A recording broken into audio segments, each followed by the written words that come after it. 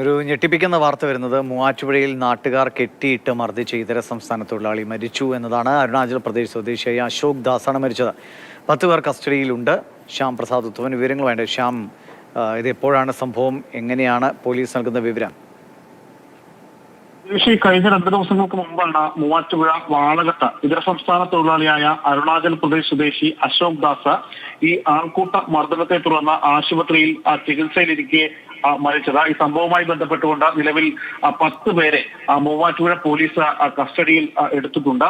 ഇത് പ്രധാനമായിട്ടും രാത്രിയിൽ ഈ അശോക് ദാസിന്റെ പെൺസുഹൃത്തിനെ കാണാനായിട്ട് വീട്ടിലെത്തിയതായിരുന്നു. പെൺസുഹൃത്തിനെ കണ്ട് തിരികെ മടങ്ങുമ്പോഴാണ് ആൾക്കൂട്ടം ഇയാളെ ചോദ്യം ചെയ്യുകയും തുടർന്ന് മർദ്ദിക്കുകയും ചെയ്തത്. ഇതിൽ നിലവിൽ കസ്റ്റഡിയിലുള്ളവർ പറയുന്നത് ഈ അശോക് ദാസ് കയ്യിൽ ചോര ഒലിപ്പിച്ച് സംശയാസ്പദമായ സാഹചര്യത്തിൽ നിൽക്കുന്നത് കണ്ടു. അങ്ങനെയാണ് ഇവർ ഇയാളെ പിടികൂടുകയും തുടർന്ന് പരിസരത്തുള്ള ഒരു കമ്പിയിൽ കെട്ടിയിട്ട് ക്രൂരമായിട്ട് മർദ്ദിച്ചിട്ടുണ്ട് എന്നാണ് മനസ്സിലാക്കാൻ കഴിയുന്നത്. കാരണം പോസ്റ്റ്മോർട്ടം റിപ്പോർട്ട് വന്നിട്ടുണ്ട്. പോസ്റ്റ്മോർട്ടം റിപ്പോർട്ട് ശരീരത്തിലും നെഞ്ചിലുമേറ്റ ക്ഷതങ്ങളാണ് മരണ കാരണമെന്നാണ് മനസ്സിലാക്കാൻ കഴിയുന്നത്. ഇയാളെ ഇവർ പിടികൂടി പോലീസിനെ ഏൽപ്പിക്കുകയായിരുന്നു. മൂവാറ്റുപുഴ പോലീസ് എത്തി ഇയാളെ കൊണ്ടുപോകുമ്പോൾ അവശനിലയിലായിരുന്നു എന്നാണ് മനസ്സിലാക്കാൻ കഴിഞ്ഞത്. തുടർന്ന് മൂവാറ്റുപുഴ താലൂക്ക് ആശുപത്രിയിലേക്ക് മാറ്റുകയായിരുന്നു.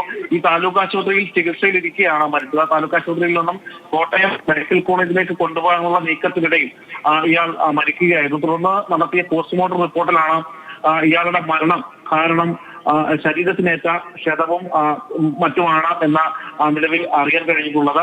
ഇതേ തുടർന്നാണ് ഈ 10 പേരെ മൂവാറ്റുപുഴ പോലീസ് ഇന്നലെ രാത്രിയോടുകൂടി തന്നെ അറസ്റ്റ് ചെയ്തിരിക്കുന്നത്. നിലവിൽ ഈ അശോക് ദാസിന്റെ ബന്ധുക്കൾ മൂവാറ്റുപുഴയിലേക്ക് തിരിച്ചിട്ടുണ്ട്.